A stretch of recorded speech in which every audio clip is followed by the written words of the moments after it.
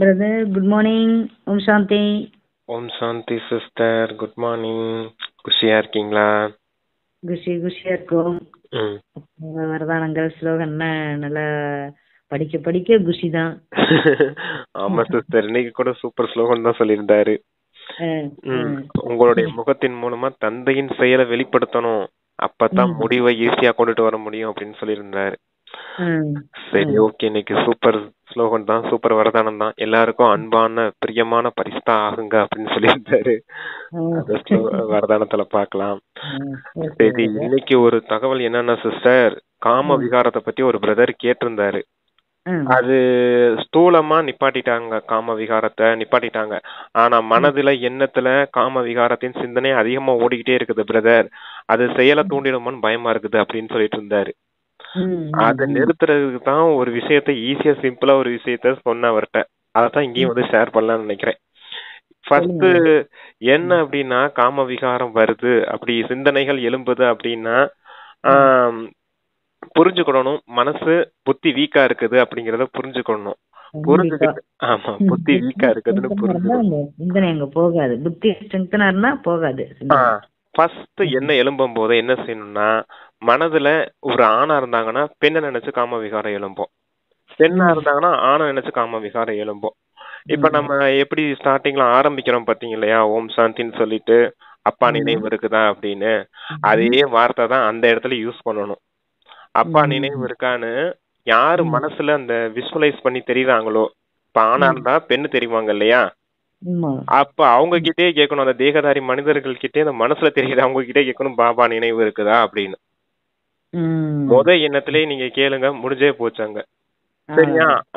மீண்டும் திரும்பி திரும்பி எலும்புதான் என்ன செய்யணும்னா, இப்ப நம்ம ஞானம் கொடுத்துட்டு இருக்கோம் இல்லையா, அறிமுகம் கொடுத்துட்டு இருக்கோம் இல்லையா, அதே போலவே அந்த தேகதாரி மனிதர்கள்ட்டே பேசிட்டு இருங்க, முடிஞ்சு போச்சு.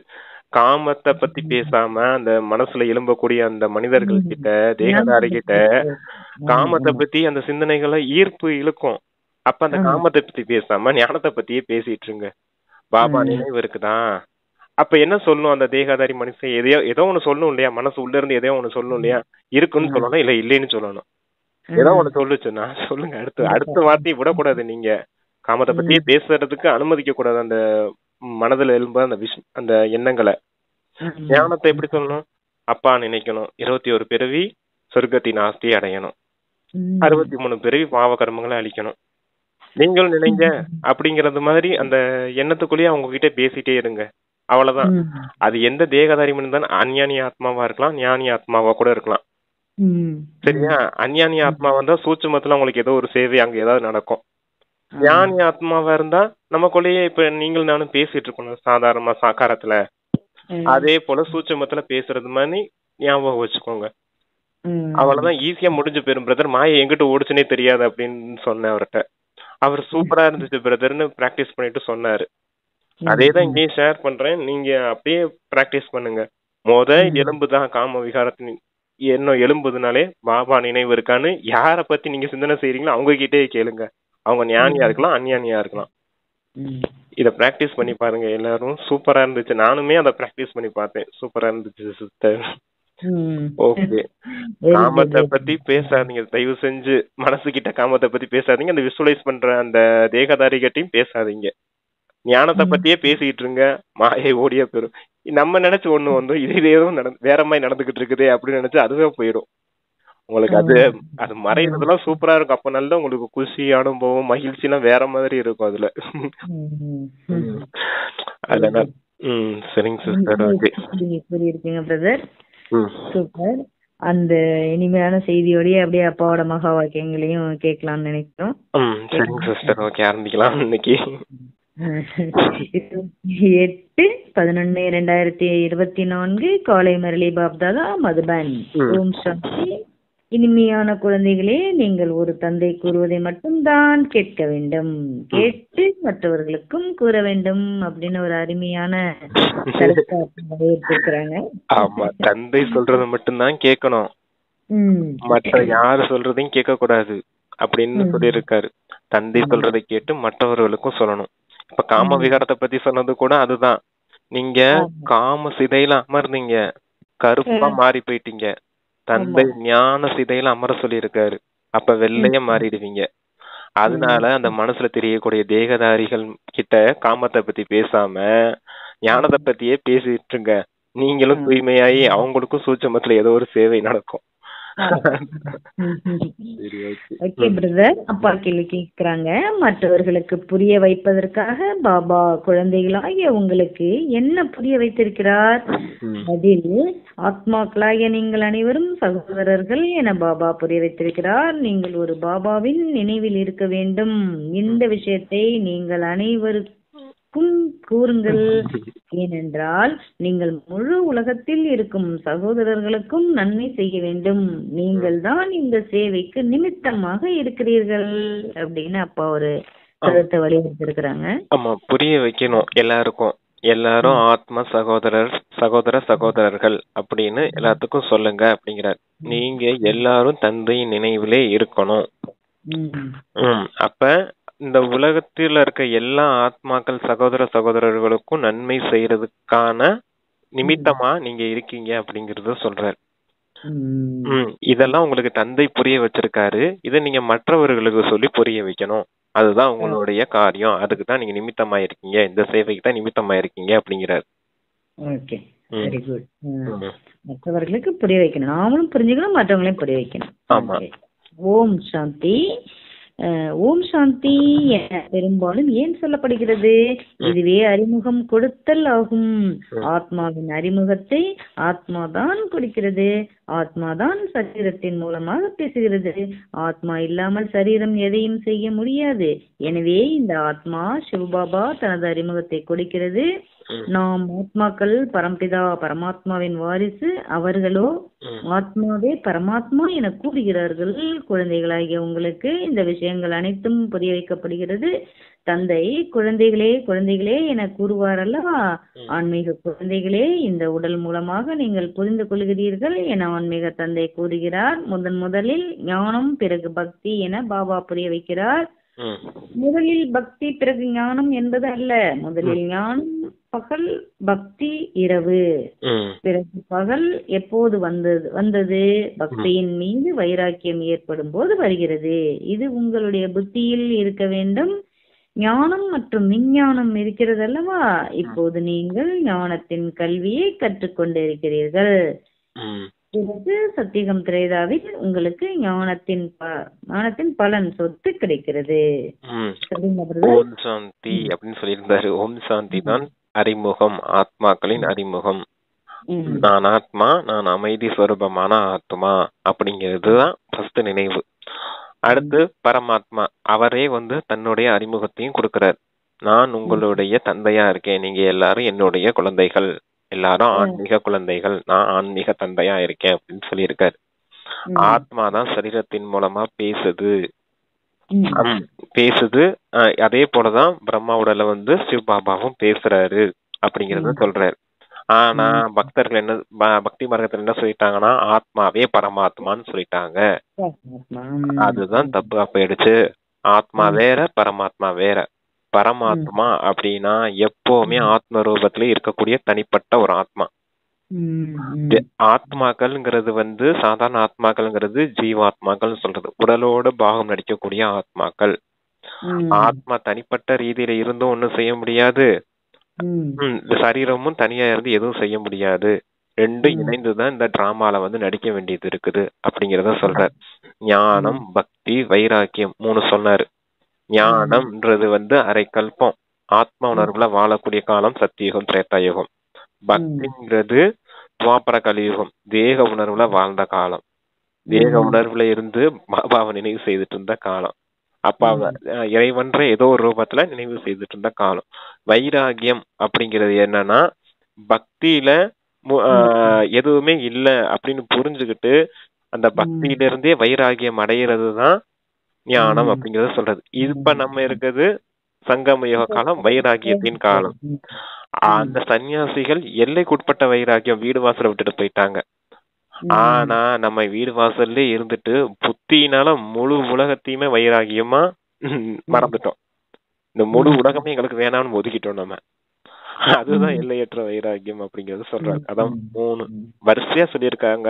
பக்தி மார்க்கத்துல கூட அதை கரெக்டா தான் சொல்லியிருக்காங்க, ஞானம், பக்தி, வைராகியம்னு. ஆனா என்ன சொல்லிட்டாங்கன்னா, பக்தி எப்ப முடியுமோ அப்ப ஞானத்துக்கு போயிடலாம் அப்படிங்கறது மாதிரி சொல்லிட்டாங்க அவங்க.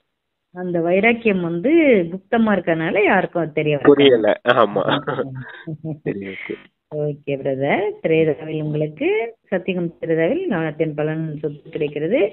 பாபா இப்போது ஞானத்தை கொடுக்கிறார். இதனுடைய சொத்து சத்தியுகத்தில் கிடைக்கும். இது புரிந்து கொள்ள வேண்டிய விஷயம் அல்லவா? இப்போது பாபா உங்களுக்கு ஞானம் கொடுத்து கொண்டிருக்கிறார். நாம் ஞானத்திலிருந்து விடுபட்டு விஞ்ஞானமாகிய தனது வீடாகிய சாந்தி தாமத்திற்கு செல்வோம் என நீங்கள் அறிகிறீர்கள். அதை ஞானம் என்றோ பக்தி என்றோ கூற முடியாது. அதற்கு விஞ்ஞானம் என்று பெயர். ஞானத்தை கடந்து சாந்திதாமத்திற்கு சென்று விடுகிறார்கள். இந்த ஞானம் அனைத்தும் புத்தியில் இருக்க வேண்டும். பாபா எங்கே செல்வதற்காக ஞானத்தை கொடுக்கின்றார்? எதிர்கால பொது உலகத்திற்காக கொடுக்கிறார். பொது உலகிற்கு செல்ல வேண்டும் என்றால் முதலில் நிச்சயமாக நமது வீட்டிற்கு செல்வோம். முக்தி தாமத்திற்கு போக வேண்டும். ஆத்மாக்களின் வசிப்பிடம் எதுவோ அங்கே நிச்சயம் போவோம் அல்லவா? இந்த புது புது விஷயங்களை நீங்கள் தான் கேட்கிறீர்கள். வேறு யாரும் புரிந்து கொள்ள முடியாது. ஆத்மாக்களாகிய நாம் ஆன்மீக தந்தையின் ஆன்மீக குழந்தை என புரிந்து கொள்கிறீர்கள். சொல்லுங்களா பிரதர்? அந்த விஞ்ஞானம், ஞானம், விஞ்ஞானம். இப்ப நீங்க ஞானத்துல இருந்தே மொத்தமா விடுபட்டுட்டு, இந்த டிராமால இருந்தே இந்த ஞானம் பக்தி இந்த ரெண்டுல இருந்துமே விடுபட்டுட்டு இப்ப விஞ்ஞானத்துக்கு போறீங்க. இத வைராகியம் தான் சொல்ல முடியும் அப்படிங்கறத சொல்றாரு.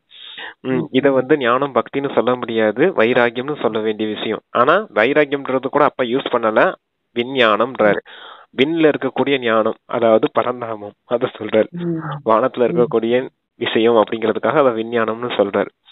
நீங்க இப்ப சாந்தி தாமம் போகணும், அதுதான் உங்களுடைய வீடு, அதுதான் விஞ்ஞானமா இருக்குது அப்படிங்கிறார். அப்ப இந்த டிராமால இருந்து விடுபட்டு நம்ம இப்ப போக போறோம், அதுதான் அப்படி சொல்றாரு. இப்ப அங்க போயிட்டு அங்கேயும் இருக்க முடியாது, மறுபடியும் அங்க போயிட்டு புது உலகத்துக்கு வரணும். அதுதான் சத்தியுகம் திரேதாயுகம். இங்க கேட்ட ஞானத்தை நீங்க வாழ்க்கையில அப்ளை பண்ணி உங்களுக்குள்ள தெய்வீக குணங்களை உருவாக்குறீங்க இல்லையா? இந்த பலனை அனுபவிக்கக்கூடிய காலம் சத்தியுகம் திரேதாயுகம், அதுதான் புது உலகம்ன்றத சொல்றாரு. முடியாது. புரிந்து கொள்கிறீர்கள். ஆன்மீக குழந்தைகளுக்கு நிச்சயமாக ஆன்மீக தந்தை வேண்டும். ஆன்மீக தந்தை மற்றும் ஆன்மீக குழந்தைகள், ஆன்மீக தந்தை மற்றும் ஆன்மீக குழந்தைகள், ஆன்மீக குழந்தைகளுக்கு ஆன்மீக தந்தை ஒருவரே ஆவார். அவரே ஞானத்தை கொடுக்கிறார். பாபா எப்படி வருகிறார் அதுவும் புரிய வைக்கப்படுகிறது. நானும் இயற்கையின் ஆதாரத்தை எடுக்க வேண்டி இருக்கிறது என பாபா கூறுகிறார். இப்போது நீங்கள் பாபா கூறுவதைத்தான் கேட்க வேண்டும். பாபாவை தவிர வேறு யாரிடமும் கேட்க கூடாது. குழந்தைகள் கேட்டு பிறகு பிற சகோதரர்களுக்கும் கூறுகிறார்கள். ஏதாவது கொஞ்சம் நிச்சயம் கூறுகிறார்கள். தன்னை ஆத்மா என உணருங்கள், தந்தையை நினையுங்கள், ஏனென்றால் அவரே பத்தித்த பாவனர். அங்கே சென்று விடுகிறது. பத்தித்த போன புத்தி அங்கே சென்று விடுகிறது. குழந்தைகளுக்கு புரிய வைப்பதால் புரிந்து கொள்கிறார்கள். ஏனென்றால் முதலில் முட்டாளாக இருந்தார்கள். பக்தி மாற்றத்தில் புரிந்து கொள்ளாமல் ராவணனின் தொடர்பில் பிடியில் வந்ததால் என்ன செய்கிறார்கள்? எப்படி குச்சி ஆகிவிட்டார்கள்? மது அருந்துவதால் எப்படி மாறுகிறார்கள்? மது அழுக்கை இன்னும் பரப்புகிறது. எல்லையற்ற தந்தையிடமிருந்து நாம் சொத்து அடைய வேண்டும் என்பது குழந்தைகளின் புத்தியில் இருக்கிறது. கல்பமாக அடைந்து கொண்டே வந்தீர்கள். ஆகையால் தெய்வீக குணங்களையும் நிச்சயமாக கடைபிடிக்க வேண்டும். அடுத்து கிருஷ்ணரை பத்தி சொல்றாரு. இதுக்கு சொல்லிடுறீங்களா? மது சாராயம் அதெல்லாம் ராவணனுடைய பக்தி மார்க்கத்துல உருவானது. அதான் எவ்வளவு அழுக்காயிடுச்சு, முட்டாள்கள் போல நடந்துகிட்டு 63 பிறவிகா இப்படி பாவம் செய்துட்டே வந்துட்டீங்க ராவண ராஜ்யத்துல அப்படின்னு சொல்றாரு. இதெல்லாம் பக்தியினால ஏற்பட்ட விஷயங்கள். ஒரு பக்கம் பக்தியும் செய்துட்டு வந்தீங்க, ஒரு பக்கம் ராவணனுக்கு வசமாகி துக்கத்தையும் அனுபவிச்சுட்டே வந்திருக்கீங்க. இது இப்ப மட்டும் இல்ல, கல்பமா இதுவும் நடந்துகிட்டு தான் இருக்குது அப்படிங்கறத சொல்றாரு. அப்ப தெய்வீக குணங்களை கடைபிடிங்க அப்படின்னு சொல்றாரு. தெய்வீக குணங்கள்ல இந்த மது சாராயம் இதெல்லாம் இருக்கு இல்லையா, இதெல்லாம் விட்டு ஒதுக்கணும். இதெல்லாம் ராவணனுக்கு வசமான இந்த பொருட்கள், இது ராவண ராஜ்யம் நரகத்துல உருவான பொருள் அப்படிங்கறத சொல்றாரு. இப்ப நீங்க சொர்க்கத்துக்கு போகணும் அப்படின்னா அந்த தெய்வீக குணங்கள் எதுக்காக அப்படின்னா அங்க தேவதைகள் எப்படி வாழ்றாங்க, அதனுடைய சம்ஸ்காரத்தை ஆத்மா இப்பயே உருவாக்கணும். அதுக்காகத்தான் தந்தை அவருடைய குணங்களை கொடுத்து நம்மள இப்ப தகுதியுடையவரா ஆக்குறாரு அந்த உலகத்துல போய் வாழ்றதுக்காக, சத்தியுகம் திரேதாயுகத்துல. அதத்தான் சொல்ல வர்றாரு அடுத்து. கிருஷ்ணருடைய தெய்வீக குணங்கள் எப்படி இருக்குது பாத்தீங்க இல்லையா, அதே போல நீங்களும் ஆகணும்ன்றதுக்காக. சரி, வாசிங்க. கிருஷ்ணரின் தெய்வீக குணங்களுக்கு எவ்வளவு மகிமைகள் உள்ளது. வைகுண்டத்திற்கே அதிபதி எவ்வளவு இனிமையாக இருக்கிறது. இப்பொழுது கிருஷ்ணரின் ராஜவம்சம் என்று கூற முடியாது, விஷ்ணு அல்லது லட்சுமி நாராயணனின் வம்சம் என்றுதான் கூறுவார்கள். இப்பொழுது பாபாதான் சத்தியுக ராஜ்யத்தின் வம்சத்தை ஸ்தாபனை செய்து கொண்டிருக்கின்றார் என்பது குழந்தைகளாகி உங்களுக்கு தெரியும். இந்த சித்திரங்கள் இல்லை என்றாலும் புரிய வைக்கலாம். நிறைய கோவில்களை கட்டி கொண்டிருக்கிறார்கள். எவரிடம் ஞானம் இருக்கிறதோ அவர்கள் மற்றவர்களுக்கும் நன்மை செய்வதற்காக, தனக்கு சமமாக மாற்றுவதற்காக ஓடிக்கொண்டே இருப்பார்கள். நாம் எத்தனை பேருக்கு ஞானம் கூறினோம் என தன்னையே சோதித்து பாருங்கள். சிலருக்கு உடனடியாக ஞானத்தின் அம்பு பாய்கிறது. பீஷ்ம பிதாகர் போன்றோர் கூட எங்களுக்கு குமாரிகள் ஞான அம்பை செலுத்தினார்கள் என கூறினார்கள் அல்லவா. இவர்கள் அனைவரும் தூய்மையான குமாரிகள், அதாவது குழந்தைகள் ஆவர். நீங்கள் அனைவரும் குழந்தைகள். ஆகவே நாங்கள் பிரம்மாவின் குழந்தைகள், குமாரிகள், சகோதரன் சகோதரிகள் என கூறுகிறீர்கள். இது தூய்மையான உறவாகும். இருப்பினும் தத்தெடுக்கப்பட்ட குழந்தைகள் பாபா தத்தெடுத்துள்ளார். சிவபாபா பிரஜாபிதா பிரம்மா மூலமாக தத்தெடுக்கிறார். உண்மையில் தத்தெடுக்கப்பட்ட என்ற வார்த்தை கூட கூற முடியாது. பாபாவின் குழந்தைகள் தானே. அனைவரும் சிவபாபா வாருங்கள் என்று என்னை அழைக்கிறார்கள். ஆனால் எதையும் புரிந்து கொள்ளவில்லை. அனைத்து ஆத்மாக்களும் சரீரத்தை எடுத்து நடித்துக் கொண்டு இருக்கின்றன. அது ஞானம் யாரு புத்தியில இருக்குதோ அவங்களால சேவை செய்யாம இருக்கவே முடியாது அப்படிங்கறத சொல்றாரு. அதான் அந்த கோயிலா போய் சேவை செய்வாங்க. சித்திரம் கூட உங்களுக்கு தேவைப்படாது. கோயில்ல இருக்கக்கூடிய சித்திரங்கள் சிலைகளை வச்சே புரிய வைக்கலாம் அப்படிங்கறத சொல்றாரு. அதான் குமாரிகள், பிரம்மாவின் குமாரிகள் அப்படிங்கறத சொல்றாரு. அந்த குமாரிகள் பீஷ்மர் பிதாமகர் கூட சொல்றாங்களாம். பீஷ்மர் பிதாமகர் போன்ற இருக்கக்கூடிய இந்த உலகத்துல இருக்கக்கூடிய பண்டிதர்கள், ஞான பண்டிதர்கள், அவங்க பீஷ்மரை மகாபாரதத்துல எப்படி காமிச்சிருக்காங்கன்னா 1000 கலைகள் 64 கற்ற ஒரு மகன் அப்படிங்கிற மாதிரி காமிச்சிருப்பாங்க. எல்லா கலைகளுமே அவருக்கு தெரியும். ஆனா பழமையான குல வழக்கங்களை ஃபாலோ பண்ணக்கூடியவங்களா இருப்பாங்க. பழமையான குல வழக்கம்னா அந்த பக்தி மார்க்கத்தின் விஷயங்களை ஃபாலோ பண்ணக்கூடியவங்களா இருக்காங்க இல்லையா. அப்படிப்பட்ட பண்டிதர்கள், எங்களுக்கு எல்லாம் தெரியும் அப்படிங்கிற அந்த அகங்காரத்துல இருக்கக்கூடியவங்களுக்கு இங்க இருக்க குமாரிகள், நம்ம பிரம்மகுமாரிகள், கன்னியர்கள், அவங்க போய் ஞானத்தை நம்ப விடுறாங்களாம் அப்படிங்கறத சொல்லியிருந்தாங்க. அங்க மகாபாரதத்துல பீஷ்மரை கொலை செய்யும் போது, வீழ்த்தும் போது கூட, யுத்தத்துல வீழ்த்தும் போது கூட அம்பை தான் முதல் அம்பை போடுவாங்க. சரியா, அம்பைங்கிறது பெண்ணு. சரியா, அவங்கதான் முதல் அம்பு போடுவாங்க. அதுக்கப்புறம் தான் பின்னாடி பாண்டவர்கள், அர்ஜுனன் எல்லாம் அம்பு போட்டு அவர் அம்பு படுக்கையில வீழ்த்துறது மாதிரி காமிச்சிருப்பாங்க. அதத்தான் இங்க சொல்றாரு. இங்க பிரம்மா குமாரிகள் இருக்காங்க. குமாரிகள் தான் எங்க மீது அன்பு செலுத்தினாங்கன்னு இந்த அகங்காரத்துல இருந்தாங்களே பக்தி மார்க்கத்துல எங்களுக்கு எல்லாம் தெரியும்னு, சாஸ்திரம் எப்படி இருக்குது அப்படி இருக்குதுன்னு நீங்க தப்பா சொல்றீங்க அப்படின்னு சொல்றவங்களுக்கு எல்லாம் இந்த குமாரிகள் ஞான அம்பு செலுத்தி அவங்கள ஞானத்தின் பக்கமே ஈர்த்து கொண்டு வந்தாங்க அப்படிங்கறத சொல்றாரு அப்பா. ஆனா உண்மையிலே குமாரிகள்ங்கிறது கூட கிடையாது. ஆனா தத்தெடுக்கப்பட்ட குழந்தைகள் சிவபாபா பிரம்மா மூலமா பிரம்ம குமாரிகள் எல்லாரையும் தத்தெடுக்கிறாரு. அப்ப பிரம்ம குமாரிகளா மாறுறீங்க. இருந்தாலும் நீங்க தத்தெடுக்கப்பட்டங்கிறது வார்த்தையை கூட கிடையாது. எல்லாரும் சிவபாபா தானே சொல்றீங்க பக்தி மார்க்கத்துல இருந்து கூட. அப்ப ஆத்மாக்களான நீங்க கூட பரமாத்மாவின் குழந்தைகள் தான். அது நேரடி வாரிசும் கூட அப்படிங்கறத சொல்றாரு. பிரம்மாவுடைய குழந்தைகள்ன்றப்ப சகோதரிகள், சிவதந்தையின் குழந்தைகள்னும் போது சகோதரர்கள். ஏன்னா ஆத்மா ஆண் சரீரம் எடுக்கும், பெண் சரீரம் எடுக்கும். ஆத்ம ரூபத்துல எல்லாருமே ஆண் தான் அப்படிங்கிறதுக்காக சொல்றாரு. பிரம்மாவில வரும்போதுதான் குமார் குமாரிகள் நம்ம ஆயிடுறோம். பரந்தாமல இருக்கும்போது சிவபாபாவோட குழந்தைகள் தான். அப்ப ஆத்மாக்களுக்கு வந்து சரீரம் கிடையாது, எல்லாருமே சகோதரர்கள் தான் அப்படின்னு சொல்லியிருக்கிறாங்க. ஆத்மாக்களும் அனைத்து ஆத்மாக்களும் சரீரத்தை எடுத்து நடித்துக் கொண்டிருக்கின்றன. சிவபாபா கூட சரீரத்தின் மூலமாக நடிப்பார்களா? சிவபாபா நடிக்கவே இல்லை என்றால் அவர் எதற்குமே பயன் இல்லை அல்லவா? மதிப்பும் இல்லை. முழு உலகத்தையும் சத்கதி அடைய வைக்கும் பொழுதுதான் அவருக்கு மதிப்பு ஏற்படுகிறது. பக்தி மார்க்கத்தில் அவருடைய புகழை பாடுகிறார்கள். சத்கதி அடைந்த பிறகு பாபாவை நினைக்க வேண்டிய அவசியம் இல்லை. அவர்கள் காட்ஃபாதர் என்று கூறும்போது டீச்சர் மறைந்து போகிறது. பரம்பிதா பரமாத்மா தூய்மையாக்கக்கூடியவர் என்று மட்டும் கூறுகிறார்கள்.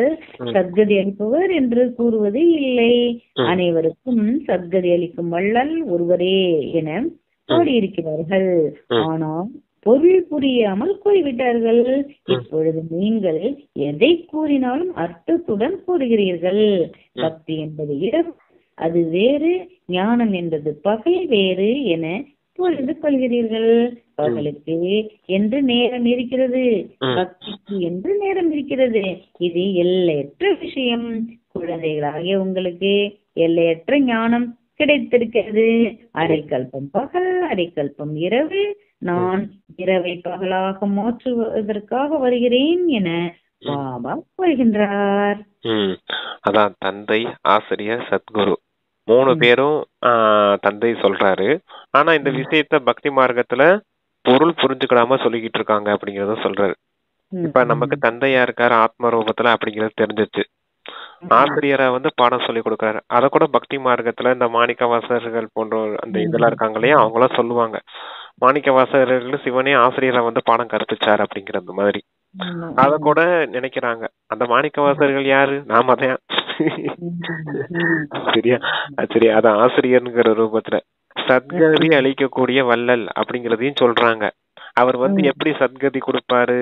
அதான் எல்லாத்தையும் பொருள் புரியாம சொல்லிக்கிட்டு இருக்காங்க, நீங்க எல்லாத்தையும் தெரிஞ்சுக்கிட்டு சொல்றீங்க அப்படிங்கிறாரு. ஞானம்ங்கிறது வேற, பக்திங்கிறது வேற. ஞானம்ங்கிறது பகல், பக்திங்கிறது இரவு. இரண்டுக்கும் இரவு பகலுக்கான வித்தியாசம் இருக்குது அப்படிங்கறத சொல்றாரு. அது வேற காலம், இது வேற காலம் அப்படிங்கறத சொல்றாரு. சரி, ஓகே சிஸ்டர். அடுத்த பேராகிராஃப். அரைக்கல்பமாக பராவனின் ராஜ்யம், அதில் பல்வேறு விதமாக துக்கங்கள் இருக்கிறது என உங்களுக்கு தெரியும். மீண்டும் பாபா புது உலகத்தை ஸ்தாபனை செய்கிறார் என்றால் அதில் சுகமே சுகம். இது சுகம் மற்றும் துக்கத்தின் விளையாட்டு என கூறப்படுகிறது. சுகம் என்றால் ராம், துக்கம் என்றால் ராவணன். ராவணன் மீண்டும் வெற்றியடைந்து விட்டால் ராமராஜ்யம் வருகிறது. பிறகு அரைக்கல்பத்திற்கு பிறகு ராவணன் ராமராஜ்யத்தை வெற்றியடைந்து ஆட்சி செய்கிறான். இப்பொழுது மாயையை வெற்றி அடைகிறீர்கள். ஒவ்வொரு வார்த்தையும் அர்த்தம் புரியும்படி கூறுகிறீர்கள். இது உங்களுடைய ஈஸ்வரிய மொழி ஆகும். இதை வேறு யாரும் புரிந்து கொள்ள முடியாது. ஈஸ்வர் எப்படி பேசுகின்றார்? இது காட்ஃபாதரின் மொழி. ஏனென்றால் காட்ஃபாதர் ஞானம் நிறைந்தவர் என அறிகிறீர்கள். அவர் ஞானக்கடல், ஞானம் நிறைந்தவர் என பாடப்பட்டிருக்கிறது என்றால் நிச்சயமாக யாருக்காவது ஞானம் கொடுப்பார் அல்லவா? இப்பொழுது பாபா எப்படி ஞானம் கொடுப்பார் என நீங்கள் அறிகிறீர்கள். தன்னுடைய அறிமுகத்தையும் கொடுக்கிறார், மேலும் சிருஷ்டி சக்கரத்தின் ஞானத்தையும் தருகிறார். இந்த ஞானத்தை அடைவதால் நாம் சக்கரவர்த்தி ராஜா ஆகின்றோம். சிவதர்சன சக்கரம் அல்லவா? நினைவு செய்வதால் நம்முடைய பாவங்கள் அழிந்து போகும். இது உங்களுடைய நினைவின் அஹிம்சை சக்கரம் ஆகும். அது தலையை வெட்டக்கூடிய இம்சையின் சக்கரம் ஆகும். அந்த அறியாமை மனிதர்கள் ஒருவருக்கொருவர் தலையை வெட்டி கொண்டிருக்கிறார்கள். சொல்றீங்களா பிரதர்? ஆமா, அது அந்த சுயதர்சன சக்கரம்ன்றது முதல்ல ஆரம்பத்தை சொன்னா இல்லையா, ராமராஜ்யம் அரைக்கல்பம், ராவணராஜ்யம் அரைக்கல்பம். இது சுக துக்கத்தின் விளையாட்டு. சுகம் அரைக்கல்பம், துக்கம் அரைக்கல்பம் அப்படிங்கறத சொல்றாரு. இந்த சுயதர்சன சக்கரம் எப்படி இருக்கு இல்லையா, இது அஹிம்சையின் சக்கரம். நீங்க புத்தியினால சுத்தக்கூடிய சக்கரம். நம்ம எப்படி ராமராஜ்யத்துல வந்தோம், எப்படி ராவணராஜ்யத்துக்குள்ள போயிட்டோம், இப்ப எப்படி ராவணராஜ்யத்துல இருந்து ராமராஜ்யத்துக்கு அப்பா கொண்டுட்டு போறாரு, அப்படிங்கிறது உங்களுடைய சுயதரிசன சக்கரம். ஹிம்சையின் சக்கரம் அது அது அதாவது அஹிம்சையின் சக்கரம், உங்க புத்தியினால சுத்தக்கூடிய சக்கரம். ஆனா மனிதர்கள் எப்படி புரிஞ்சுக்கிட்டாங்க, அது அஹிம்சையின் சக்கரம். கிருஷ்ணர் கையில வச்சு அந்த சுயதரிசன சக்கரத்தால எல்லாரையும் மனிதர்களை அடிப்பாரு, தலையை வெட்டினாரு அப்படின்றத சொல்லியிருந்தாங்க இல்லையா. அப்படி சாஸ்திரத்தை எழுதி வச்சுட்டாங்க, அதுவும் தப்பா போயிடுச்சு. ஆனா நீங்க அந்த சுயதரிசன சக்கரத்தால மாயையின் தலைய வெட்டுறீங்க அப்படிங்கறத சொல்றாரு. நம்ம கூட ஆரம்பத்துல சொன்னோம் பாத்தீங்க இல்லையா, காம சிதை ஞான சிதைன்றது. காமம்ன்றது பக்தி மார்க்கத்தின் வந்த ஒரு ராவணனால வசமான ஒரு விகாரம். அதான் அந்த காம சிதையிலே அமர்ந்தோம், கருப்பா மாறி போயிட்டோம். அப்படிங்கறதுனா பக்தி மார்க்கத்திலே வந்து கருப்பா மாறி போயிட்டோம். அதாவது ஆத்மா கருப்பா மாறி போயிடுச்சு. இருள் நேரம், கருப்புன்றது இரவு காலம். இப்ப தந்தை வந்து ஞானம் கொடுத்து ஞான சிதையில அமர்த்தும் போது வெள்ளையா மாறிடுறோம். அது வெள்ளையா இருந்தது பகல் நேரம். பகல் நேரம் ஞானம் இருக்கும் போது சத்தியோத்திரேதாயுகத்துல சுகமானவர்களா ஆயிட்டோம் இல்லையா, ஆத்மானர்வு இருக்கும் போது. அதுதான் ரெண்டையும் கம்பேரிசன் பண்ணி எல்லாத்தையுமே அப்படியே கம்பேரிசன் பண்ணி சொல்லிட்டு வர்றாரு அப்பா. ராவணராஜையும் சுயதரிசன சக்கரம், அது அஹிம்சையின் சக்கரம், புத்தினால நீங்க சுத்தக்கூடிய சக்கரம். ஆனா அஹிம்சையின் சக்கரத்தினால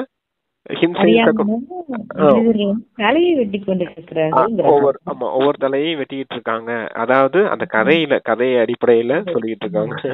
அந்த ராவணன், அதாவது அந்த கிருஷ்ணருடைய கதை சொல்லும் போது அந்த தலையை வெட்டுறதுமே காமிக்கிறாங்க. இப்ப ராவணனை கூட தீ வச்சு கொளுத்துறாங்க இல்லையா, ஜெயதசமிக்கு பார்த்தோம் இல்லையா, ராவணனை கொடும்பாவிய செய்து எரிக்கிறாங்க அப்படின்னு. எல்லா விஷயத்தையும் அப்பா சொல்றாரு. அதெல்லாம் யாருன்னு தெரியாம ஸ்தூலமா எல்லாமே செஞ்சிட்டு இருக்காங்க. நாமளும் செஞ்சுட்டு தான் வந்திருக்கிறோம். நீங்கள் இந்த சுயதரிசன சக்கரத்தை அறிந்து கொள்வதால் சக்கரவர்த்தி பதவி பெறுகிறீர்கள். காமம் மிகப்பெரிய எதிரி. இதன் மூலம் முதல் இடைக்கடை துக்கம் கிடைக்கிறது. அது துக்கத்தின் சக்கரமாகும். இந்த சக்கரத்தின் ஞானத்தை பாபா உங்களுக்கு புரிய வைக்கிறார். சுயதரிசன சக்கரதாரி ஆக்கி விடுகிறார் அல்லவா. சாஸ்திரங்களில் எத்தனை கதைகளை எழுதியிருக்கிறார்கள். இப்பொழுது நீங்கள் அது அனைத்தையும் மறக்க வேண்டும். ஒரு தந்தையை மட்டும் நினையுங்கள். ஏனென்றால் ஒரு தந்தையிடமிருந்து சொர்க்கத்தின் ஆசியை அடையலாம். தந்தையை நினைக்க வேண்டும், மேலும் ஆசை அடைய வேண்டும். எவ்வளவு எளிதாக இருக்கிறது. எல்லையற்ற தந்தை புது உலகத்தை ஸ்தாபனை செய்கிறார் என்றால் சொத்து அடைவதற்காகத்தான் நினைவு செய்கிறீர்கள். இதுவே மன்மனாபவ அத்தியாஜிபவ ஆகும். அப்பா மற்றும் சொத்தை நினைவு செய்யும் போது குழந்தைகளுக்கு குஷியின் அளவு அதிகரித்து கொண்டே இருக்கும். நாம் எல்லையற்ற தந்தையின் குழந்தைகள். பாபா சொர்க்கத்தை ஸ்தாபனை செய்கிறார். நாமே அதிபதியாக இருந்தோம். மீண்டும் நிச்சயம் மாறுவோம். பிறகு நீங்களே நரகவாசி ஆகிறீர்கள். காமம் முதல் இடைக்கடை துக்கம் கொடுத்தது, இது ஞாபகம் இருக்கணும் அப்படிங்கறத சொல்றாரு. அது வந்து துக்கத்தின் சக்கரம். எது காம விகாரத்துல சிந்தனை செய்துட்டு சுத்திட்டு இருக்கோம் பாத்தீங்கன்னா, சுயதரிசன சக்கரத்தை சுத்தாம, அதுதான் துக்கத்தின் சக்கரம். நம்ம ஆரம்பத்துல சொன்னதுதான். இந்த பாயிண்ட்ஸ் எல்லாம் ஞாபகம் வந்தது படிச்சதுக்கு அப்புறம் தான் எனக்கு புரிஞ்சது. அடுத்த பேராகிராஃப் இன்னும் மோசமா சொல்லுவார் அப்பா. அந்த பேராகிராஃப படிச்சதுக்கு அப்புறம் தான் எனக்கு இதெல்லாம் சொல்லணும்னே தோணுச்சு. ஏன்னா இப்படி இல்லாம இருக்காங்க அப்படின்னு. சரி, ஓகே, சரி இருக்கட்டும், பரவாயில்ல. ஏன்னா ஒவ்வொருத்தவங்களுக்கும் ஒவ்வொரு விதமான கணக்கு வழக்கு இருக்குதோ, அதனால யாரையும் குறை சொல்ல முடியாது நம்ம. பதிவு எப்படியோ அமையும். இருந்தாலுமே அவங்களுக்கும் ஆர்வம் இருக்கும், ஆசைகள் இருக்கும், நம்மளும் பாபாவுடைய செல்ல குழந்தையா மாறணும் அப்படின்னு. இருந்தாலும் முயற்சி செய்யறதுல ஏதோ தடை ஏற்பட்டுட்டே இருக்கும். மனம் புத்தி ரொம்ப வீக்கா இருக்கும். மனதின் சங்கல்பத்தை நிறுத்த முடியாம இருக்கலாம். யோகா சரியா செய்ய முடியாம இருக்கலாம். ஏதோ கணக்கு வழக்கு மாட்டிட்டு இருப்பாங்க இல்லையா. அதனால யாரும் எதுவும் சொல்லக்கூடாது. இருந்தாலும் முயற்சி செய்யுங்க அப்படின்னு நம்ம ஊக்குவிச்சாருன்னா படுத்தணும் எல்லாரையும். சரி, ஓகே. சொல்றாரு காம விகாரம் இப்படிப்பட்டதெல்லாம் இருக்குது அப்படின்னு. அப்ப இது துக்கத்தின் சக்கரம்னு புரிஞ்சுக்கோங்க. அப்புறம் என்ன சிஸ்டர் சொன்னாரு, அது எப்பவும் போலதான் சொத்து. ஆமா சிஸ்டர், அந்த மன்மனாபவ மத்தியாஜிபவ, தந்தை மற்றும் ஆஸ்தி. தந்தைங்கிறது நினைவு, தந்தைய ஆத்மான்னு வந்து பரமாத்மா நினைக்கிறது மன்மனாபவ. அது சொல்றாரு. மத்தியாஜிபவன்றது வந்து தந்தை கிட்ட இருந்து கிடைக்கக்கூடிய ஆஸ்தி. ஆஸ்தி வந்து இந்த சொர்க்கம். சொர்க்கத்தின் ஆஸ்தியா இருக்கலாம். இல்லாட்டினா நம்மளுடைய 5 சொரூப பயிற்சி மத்தியாஜீபவன் தான் சொல்லுவார் அப்பா. தேவதையா வாழ்ந்தது அரை கல்பம். தேவதையா வாழ்ந்த உங்களுக்கு அரை கல்பமா பூஜை செய்துட்டு இருக்காங்க பாத்தீங்களா மூர்த்தி ஸ்வரூபத்துல, அதுவும் மத்தியாஜீபவம் தான். அதுவும் யாருக்கிட்ட இருந்து கிடைச்சது? அந்த பூஜைக்குரிய ஆத்மாவா மாறணும் இல்லையா? அந்த ஆஸ்தியை கொடுத்தது யாரு? அப்பா தான். இறுதி நேரத்துல நம்மள பிராமண குழந்தையா, தன்னுடைய குழந்தையா நேரடி வாச தத்தெடுத்ததும் யாரு? பாபா தானே. அதுவும் நம்மளுடைய ஸ்வரூபம் தான். அதுவும் தந்தை கொடுத்த ஆஸ்தி தான். நாளைக்கு நாம தான் ஞானம் குணம் சக்தி நிறைஞ்ச பரிஸ்தாவா மாற போறோம் இல்லையா? அதுவும் தந்தை கொடுத்த சொத்து தான். அதுவும் மத்தியாஜீபவ தான். ஆத்ம ரூபத்துல மட்டும் மன்மனாபவ, மத்த 4 சொரூபம் இருக்குது பாத்தீங்களா, அது எல்லாமே மத்தியாஜீபவ தான். அதான் மன்மனாபவ மத்தியாஜீபவ அப்படிங்கிற இந்த 2 விஷயத்த சொல்றேன். Okay sister. சதோ பிரதானமாக இருந்தீர்கள், இப்பொழுது தமோ பிரதானமாகி இருக்கிறீர்கள். பக்தி மார்க்கத்தில் கூட நாம் தான் வந்தோம், சக்கம் முழுவதும் சுற்றி இருக்கிறோம். நாம் தான் பாரதவாசி சூரிய வம்சத்தினராக இருந்தோம். பிறகு சந்திர வம்சம், வைசிய வம்சம் கீழே விழுந்திருக்கிறோம். பாரத வாசிகளாகிய நாம் தேவி தேவதைகளாக இருந்தோம், நாமே விழுந்திருக்கிறோம். இப்பொழுது உங்களுக்கு அனைத்தும் தெரிந்திருக்கிறது. வாம மார்க்கத்தில் வழி மாறி நின்றதால் எவ்வளவு மோசமாக மாறி இருக்கிறோம். கோவில்களில் கூட மோசமான சீக்கி சித்திரங்களை உருவாக்கி இருக்கிறார்கள். முன்பு கடிகாரங்களை கூட இப்படிப்பட்ட படங்களுடன் உருவாக்கினர். நாம் இவ்வளவு மலர்களாக இருந்தோம், நாமே மறுபிறவி எடுத்து எடுத்து எவ்வளவு மோசமாகி இருக்கிறோம் என இப்பொழுது நீங்கள் புரிந்து கொண்டிருக்கிறீர்கள். இவர்கள் சத்தியுகத்தின் அதிபதி என்றால் தெய்வீக குணங்களின் மனிதர்களாக இருந்தனர். இப்பொழுது அசுர குணங்கள் உடையவராக மாறி இருக்கிறார்கள். வேறு எந்த வித்தியாசமும் இல்லை. பாலுடைய அல்லது தும்பிக்கையுடைய மனிதர்கள் கிடையாது. தும்பிக்கைனா கணபதி அனுமான்லாம் காமிச்சிருக்காங்க இல்லையா? அதான் இந்த போல மனிதர்கள்லாம் யாரும் கிடையாது. எல்லாமே யார் தெரியுமா? நாம தான் குரங்கு புத்தி போல ஆயிட்டோம் 5 விகாரங்களுக்கு வசமாகி. மகாரதின்னு அப்பா சொல்றது அந்த கணபதியை தான், தும்பிக்கையோட இருக்கவங்கள. மாயை என்னதான் அசைக்க முயற்சி செய்தாலும் அசைக்க முடியாது. யானையை யாராவது அசைக்க முடியுமா? முடியாது. அதே போலதான் நீங்களும் ஆடாம அசையாம நிக்கணும். எவ்வளவு பெரிய புயல் அடிச்சாலும் சரிதான். யானை பெரிய புயல் வந்துச்சுன்னா என்ன செய்யும் தெரியுமா? யானை ஒண்ணு நிக்கும், இல்ல பேசாம படுத்துக்கூடாது வாட்டுக்கு. எதுவுமே யாரும் எதுவும் செய்ய முடியாது. அது போல மாயை உங்களை எதுவுமே செய்ய முடியாது. அப்படிப்பட்ட ஆளாத அசையாதவரா இருக்கணும் அப்பா சொல்றாரு. அதான் இங்க அந்த அந்த அதாவது நேத்து கூட அனுமான பத்தி சொல்லிட்டு இருந்தாங்க. அனுமான் இந்த மலையை தூக்கிட்டு போனார் மகாவீர் அப்படின்னு சொல்லிட்டு இருப்பாங்க இல்லையா? அதுவும் உங்களுடைய அடையாளம் தான். அப்ப எல்லாமே உங்களுடைய அடையாளம் தான். ஆனா இப்படிப்பட்ட மனிதர்கள்லாம் கிடையாது. எல்லாம் அவங்களுடைய கற்பனையில அந்த சிந்தனையில உதிச்சத அப்படியே பக்தி மார்க்கத்துல சாஸ்திரங்களா எழுதி வச்சிருக்காங்க அப்படிங்கறத சொல்றாரு. சரி சிஸ்டர் வாசிங்க. தேவதைகளின் அடையாளங்கள் மட்டும் இருக்கிறது, மற்றபடி சொர்க்கம் மறைந்து போய்விட்டது. இந்த சித்திரங்கள் மட்டும் அடையாளமாக இருக்கிறது. சந்திர வம்சத்தினரின் அடையாளங்களும் இருக்கிறது. இப்பொழுது நீங்கள் மாயையை வெற்றி அடைவதற்காக யுத்தம் செய்கிறீர்கள். யுத்தம் செய்து தோல்வி அடைகிறார்கள் என்றால் அவர்களின் அடையாளம் வில்லும் அம்பும் ஆகும். பாரதவாசிகள் உண்மையில் தேவி தேவதா குலத்தை சேர்ந்தவர்கள். இல்லை என்றால் எந்த குலம் என கணக்கிடுவது? ஆனால் பாரதவாசிகளுக்கு தனது குலத்தை பற்றி தெரியாத காரணத்தினால் இந்து என கூறுகிறார்கள். இல்லை என்றால் உங்களுடையதும் ஒரே குலம்தான். பாரதத்தில் அனைவரும் தேவதா குலத்தினர். அதை எல்லையற்ற தந்தை ஸ்தாபனை செய்கிறார்.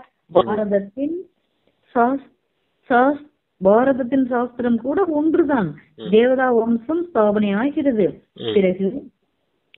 பிறகு அதில் விதவிதமாக கிளைகள் உருவாகின்றன.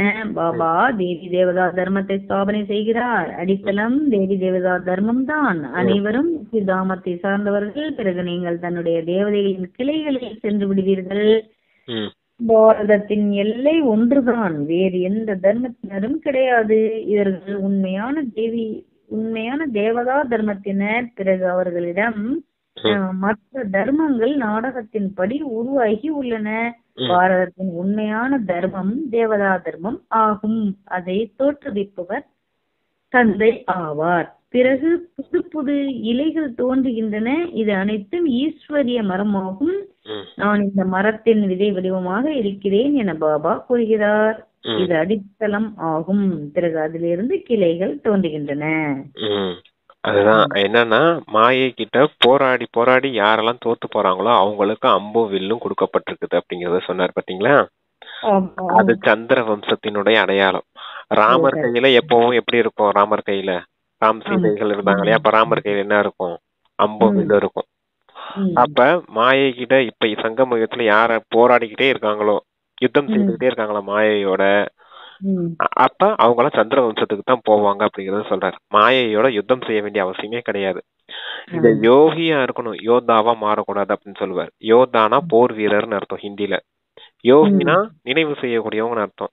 நீங்க தந்தை நினைவுல இருந்தீங்க அப்படின்னா, தந்தையின் ஞான சிந்தனையில இருந்தீங்கன்னா மாயை உங்ககிட்ட வராது. நீங்க அவங்க மாயை கிட்ட போராட வேண்டிய அவசியமே கிடையாது. நீங்க செய்யக்கூடிய காரியத்தை பார்த்து மாயே உங்களை விட்டு விலகி போயிடும். நீங்க மாயை வீழ்த்தணும் அதோட போராடிக்கிட்டே இருந்தீங்கன்னா தோல்வி அடைவீங்க. அப்ப தோல்வி அடைவீங்கன்னா சந்திர வம்சத்துக்கு தான் போவீங்க அப்படிங்கறது சொன்னார். அப்ப அந்த கல்ப விருட்சத்தின் கிளைய மரத்தை பத்தி சொன்னாரு. அதேதான் கோயிலை பத்தி முன்னாடி சொன்னாரு. கோயில் பாத்தீங்கன்னா, கோயில் கோபுரத்துல அசிங்கமான சித்திரங்கள்லாம் உருவாக்கி வச்சிருக்காங்க அப்படின்னு. அது கையில கட்டுற வாட்ச்ல கூட அந்த மாதிரி படங்கள்லாம் சித்திரங்கள்லாம் வந்துருந்துச்சு அப்படின்றதெல்லாம் சொல்றாரு பாத்தீங்களா. அதெல்லாம் என்னன்னு இப்ப பாருங்க. கல்ப விருட்ச மரத்தையும் ஞாபகம் வச்சுக்கோங்க எல்லாரும். கோயில்ல இருக்க அந்த கோபுரத்தையும் ஞாபகம் வச்சுக்கோங்க. கோயில் கோபுரத்துல உச்சியில யார் இருப்பா அப்படின்னு பாத்தீங்கன்னு வச்சுக்கோங்க, லட்சுமி நாராயணன் கோயில்ல லட்சுமி நாராயணன் இருப்பாங்க. இல்ல சிவன் கோயில்ல பாத்தீங்கன்னா சிவன் இருப்பாரு, இல்ல முருகன் யாராவது இருப்பாங்க. முருகன் கோயில்ல முருகன் இருப்பாரு உச்சியில. அதுக்கு கீழே பாத்தீங்கன்னு வச்சுக்கோங்க, ஓரளவுக்கு நல்ல நகை ஆடம்பரமான நகைகளை போட்டு தேவி தேவதைகள் அமர்ந்திருப்பாங்க, சூரிய வம்சத்தின் ராஜ்யத்துக்கு ஏத்தது மாதிரி. அப்புறம் கீழே பாத்தீங்கன்னா அந்த தேவி தேவதைகள் கையில இந்த சக்கரம், இந்த அப்பா கொடுத்த அந்த ஞானத்தின் அஸ்திர சஸ்திரங்கள்லாம் இருக்குது பாத்தீங்களா, அது எல்லாமே இருக்கும். அதுக்கு கீழே பாத்தீங்கன்னு வச்சுக்கோங்க சந்திர வம்சம்.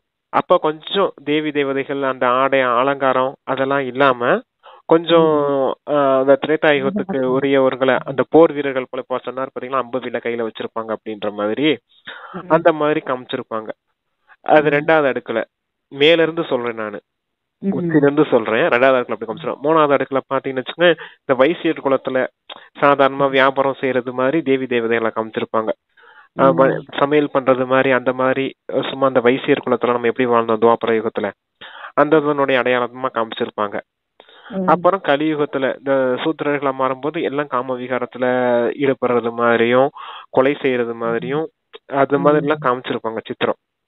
இது கோயில்ல அந்த கோபுரத்துல உச்சில இருந்து கீழே பார்த்தோம்னா அப்படி இருக்கும். அதத்தான் அப்பா சொல்றாரு, நீங்க மேல உயர்ந்த இடத்துல இருந்து எப்படி இறங்கி வந்திருக்கீங்க பாருங்க, உங்களுடைய அடையாளத்தை தான் கோபுரத்துல அவங்க உருவாக்கி வச்சிருக்காங்க அப்படிங்கறத சொல்றாரு. அதே போலதான் இங்க கல்ப விருட்ச மரத்தையும் சொல்றாரு. நான் விதை ரூபமா இருக்கேன், கல்ப விருட்சத்தின் விதை ரூபமா இருக்கேன், மனித சிருஷ்டியின் விதை ரூபமா இருக்கேன். அதனாலதான் சிவன் கோயில் உச்சியில வச்சிருக்காங்க. சரியா? அதுக்கு கீழே வேர் பகுதியில பிராமணர்கள், அப்புறம் தேவி தேவதைகள் தர்மம் அந்த தண்டு பகுதியில வருது. அந்த தண்டுல இருந்து கிளைகள் பிரியுது பாத்தீங்க இல்லையா, அங்கதான் ஒவ்வொரு தர்ம பிதாக்கள் வராங்க. இயேசு ஒரு தர்ம பிதா ஒரு கிளையிலையும், இப்ராஹிம் தர்மம் ஒரு கிளையிலையும், முகமது நபி கிளை ஒரு கிளையிலையும், அப்புறமேலு சீக்கிய தர்மம், பௌத்த தர்மம், சன்னியாச தர்மம் எல்லாம் ஒவ்வொரு கிளையிலையும் அமர்ந்து இருக்காங்க அப்படிங்கறத சொல்றாரு. ஆனா அந்த ஹிந்து தர்மத்தின் கிளை நேரா போயிடும். அங்க தர்மத்தின் ஸ்தாபனை செய்தது யாருமே கிடையாது. தேவி தேவதைகள் அப்படியே ஹிந்து தர்மத்துக்கு டிரான்ஸ்பர் ஆகி போயிருவாங்க அதே ஒரே கிளையிலேயே.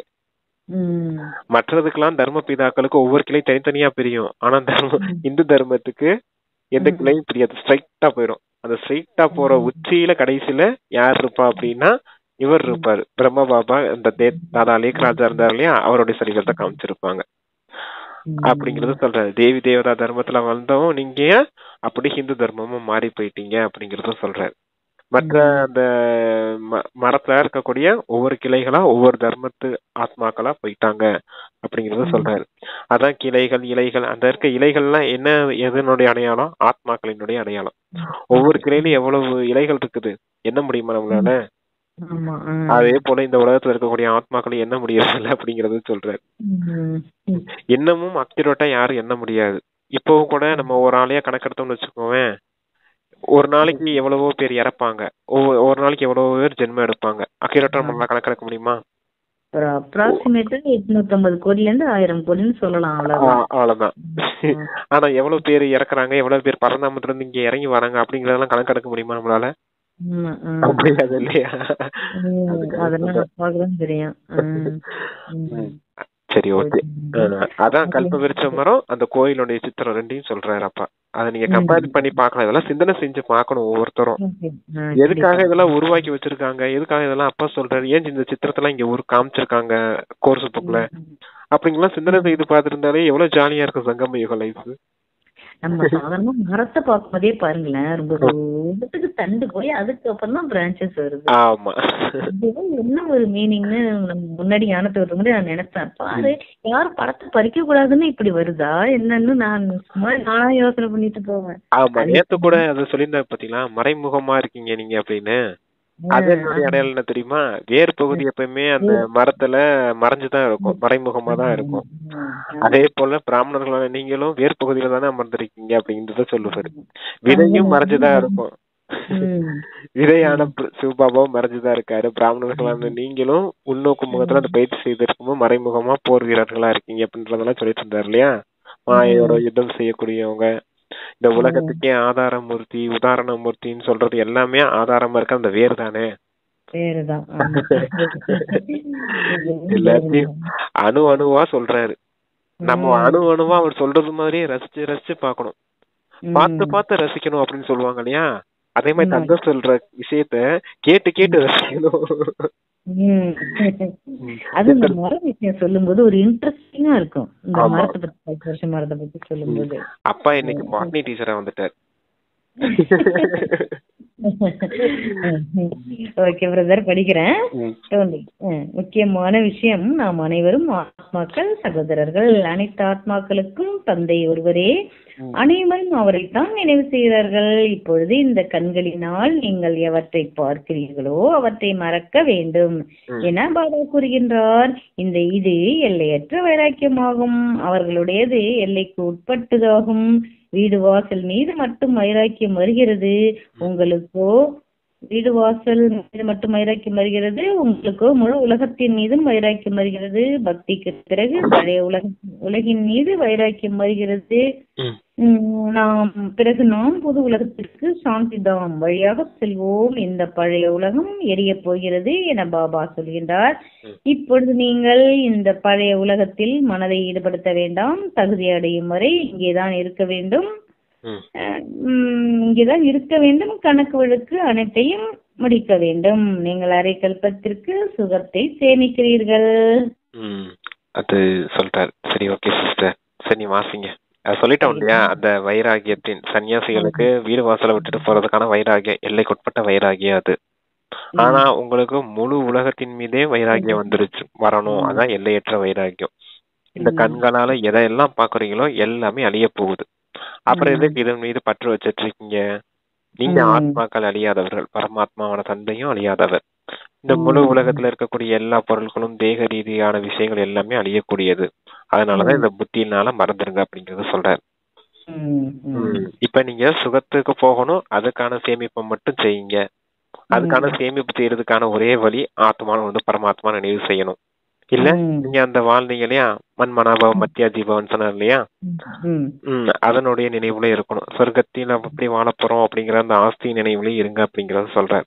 இதுதான் உங்களுக்கு கொடுக்கப்பட்ட காரியம். வேற எதையுமே நீங்க யோசிக்கணும்னு அவசியமே கிடையாது. சொரூபத்துல எதையாவது ஒரு சீட்ல உட்கார்ந்துருக்கணும், வேற எங்கேயும். ஆமா, அப்படியே மாயை வந்து டிஸ்டர்ப் பண்ணதுனாலும் அதுகிட்டயும் ஞானத்தை பத்தியே பேசிட்டு இருங்க, அதுதான் முடிஞ்சு. வேற எதுவுமே உங்களுக்கு நினைவே தேவை கிடையாது. தந்தை அதான் ஆரம்பத்திலே சொன்னார் இல்லையா, என்ன சொன்னாரு, தந்தை சொல்றது மட்டும் கேளுங்க, அத மட்டுமே எல்லாருக்கும் கொடுங்க அப்படின்னாரு.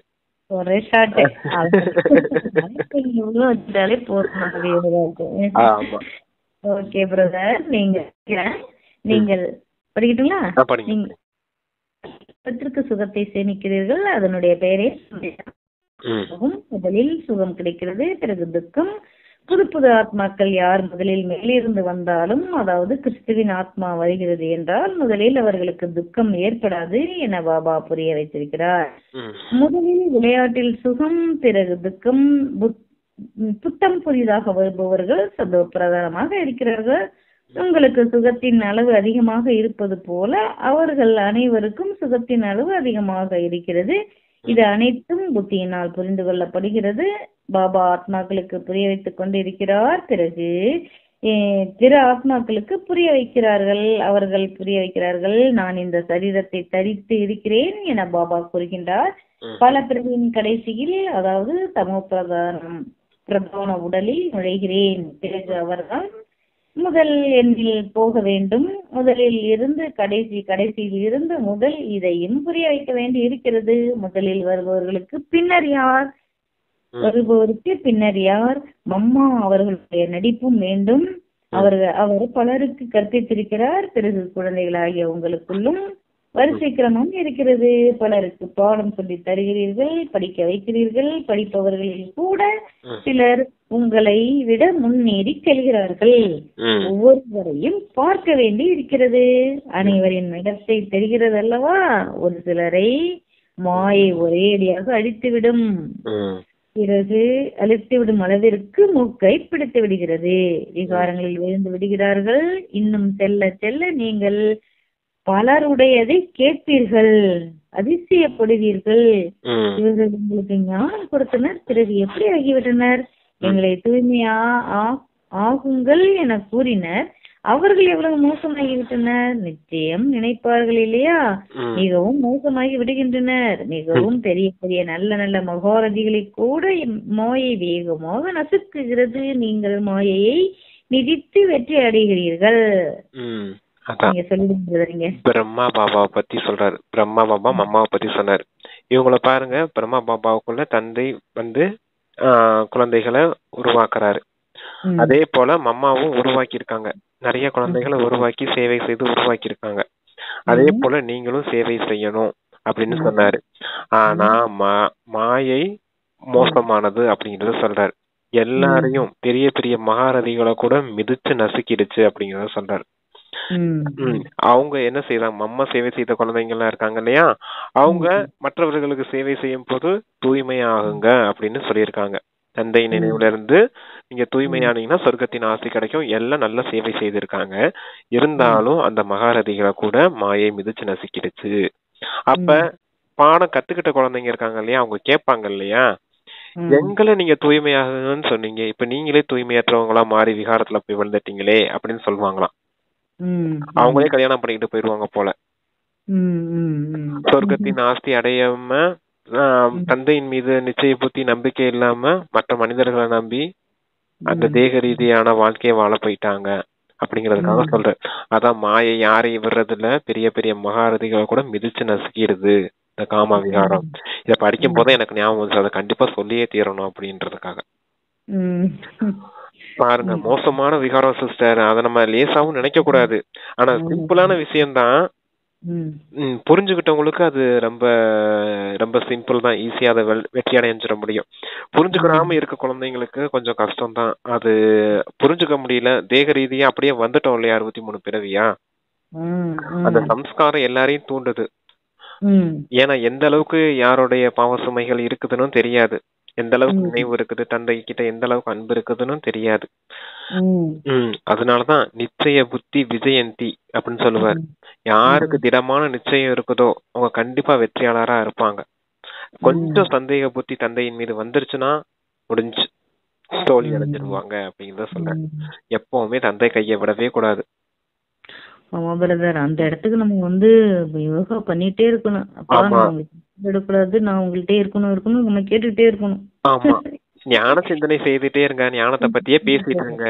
4 விஷயத்துலதான் உங்களுக்கு மாயை பேப்பர் 4 விஷயம் தான் கொடுத்திருக்காரப்பா. அந்த 4 விஷயத்த நீங்க செய்துட்டே இருங்க. மாயை வந்தாலும் அந்த 4 விஷயத்த பத்தியே சிந்தனை செஞ்சுட்டு இருங்க. அவ்வளவுதான், முடிஞ்சு போச்சு. ஆமா, ஞானம், யோகம், தாரணை, சேவை, இது 4 தான். அந்த 4க்குள்ள ஏதோ ஒண்ணுதான் இருக்கும். வேற எதை பத்தியுமே நீங்க வெளிப்புறமா போகணும்னு அவசியமே கிடையாது. இந்த 4 ஒழுங்கா செஞ்சுட்டு இருந்தாலே போதும். முடிஞ்சு போச்சு சங்கமயுக லைஃப். சங்கமயுகம் முடிஞ்சாலே அடுத்த சத்தியுகம், திரேதாயுகம். ஒவ்வொரு கல்பமும், இந்த கல்பத்துல நீங்க தோத்துட்டீங்கன்னு வச்சுக்கோங்க, ஒவ்வொரு கல்பத்துல நீங்க தான் தோப்பீங்க. அது எவ்வளவு பெரிய கஷ்டம்னு பாருங்க. ஆனா இந்த கல்பத்துல ஜெயிச்சிட்டீங்கன்னு வச்சுக்கோங்க, ஒவ்வொரு கல்பத்துல நீங்க தான் ஜெயிப்பீங்க. எப்படி அதிசயமான டிராமாவா இருக்குது. அதனாலதான் சொல்றது, எப்படியாவது முயற்சி அடைஞ்சு ஜெயிச்சே ஆகணும் அப்படின்னு. வீடியோ பார்த்தேன். கிட்டத்தட்ட சத்யசன் கிட்டத்தட்ட போயிட்டாராம், எல்லாம் வரவேற்கிறதுக்கு இந்த ரெடியா இருக்கிற மாதிரி இருந்தாங்களாம். அவர் போற வழியில ஒரு சின்ன ஒரு ரோடு மாதிரி பிரிஞ்சுதான். என்ன எங்க போகுது இந்த ரோடு, நான் பார்த்துட்டு வரேன், என்ன போகுது இது, எங்க போகுது பாப்போம்னு சொல்லிட்டு போனாராம். அதோட சத்தியவத்தை போக முடியாம கீழே விழுந்துட்டோம். ஆமா, அது என்னன்னா மாயை விரிக்கக்கூடிய வழி, மனதின் வழி. அப்ப யோசிக்கணும் இல்லையா, எது தந்தையின் வழி, இதே தனியா போகுது. அதான் சைட் சீனை பாக்குறதுன்னு சொல்லுவாரு. இந்த குதிரை போய்கிட்டே இருக்கும், சைட்ல இப்படி திரும்பி பாத்துட்டே இருக்கும், பாத்துருக்கீங்களா? அதனாலதான் துணியை மறைச்சிருப்பாங்க சைட்ல 2 பக்கமும். ஆமா, நேரா தந்தை காட்டின வழியில, தந்தை போட்ட கோட்லயே நம்ம போயிடணும்.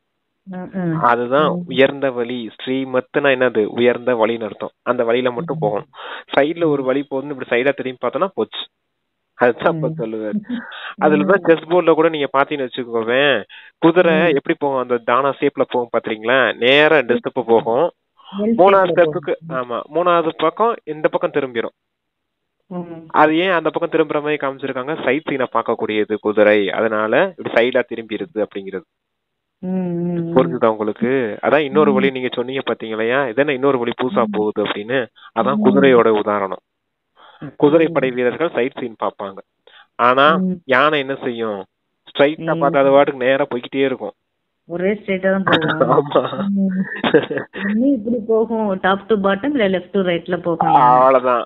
சரியா? ஆனா சைடுல இப்படி திரும்பி இப்படி அங்கிட்டு ஒரு பக்கம் போவோம், இங்கிட்டு ஒரு பக்கம் போவோம்லாம் போகாது. அதுக்காக தான் செஸ் போர்டு உதாரணம் கூட இவ்வளவு பக்காவா இருக்குது பாத்தீங்களா, அப்பா சொன்ன விஷயத்துல.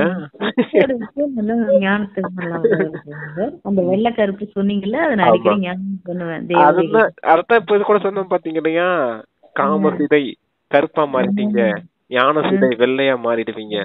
காயின்ஸ் கலரை கூட பாருங்க, வெள்ளை கலர் கருப்பு கலர் காயின்ஸ்.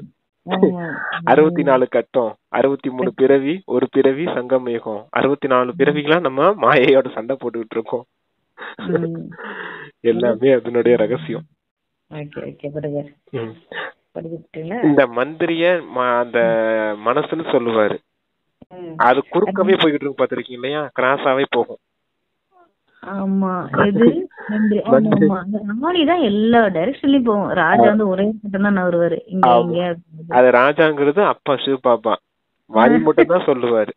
ஆனா ராணிய பாத்தீங்கன்னு வச்சுக்கோங்க, எல்லா பக்கமும் போகும். அது நம்ம நாம தான். ஆமா, நம்ம தானே மணமகள்னு சொல்றாரு. நான் நாயகன், நீங்க நாயகி அப்படின்னு என்ன அர்த்தம்? அப்பா ராஜா, நம்ம ராணி. எல்லாம் நம்மளுடைய இடம் தான்.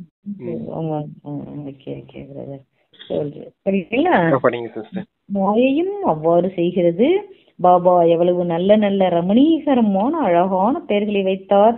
ஆனால் அந்தோ பரிதாபம், மாயையின் வேலைதான். முதலில் ஆச்சரியத்துடன் கேட்டனர், பிறகு கூறினர், பிறகு ஓடியும் விட்டனர், விழுந்து விட்டனர். மாயை எவ்வளவு வலிமையாக இருக்கிறது. ஆகவே குழந்தைகள் மிகவும் எச்சரிக்கையாக இருக்க வேண்டும். யுத்த மைதானம் அல்லவா, மாயாவுடன் நீங்கள் எவ்வளவு பெரிய யுத்தம் செய்கிறீர்கள். நல்லது அப்படின்னு அப்பா முறையிலே நிறைய செஞ்சிருக்காங்க. ஓகே சிஸ்டர், சொல்லிட்டோம் இல்லையா, எல்லாம் செஸ் காயின்ஸ் தான், செஸ் போர்டு தான். மாயையின் மிகப்பெரிய யுத்தம் நடக்குது.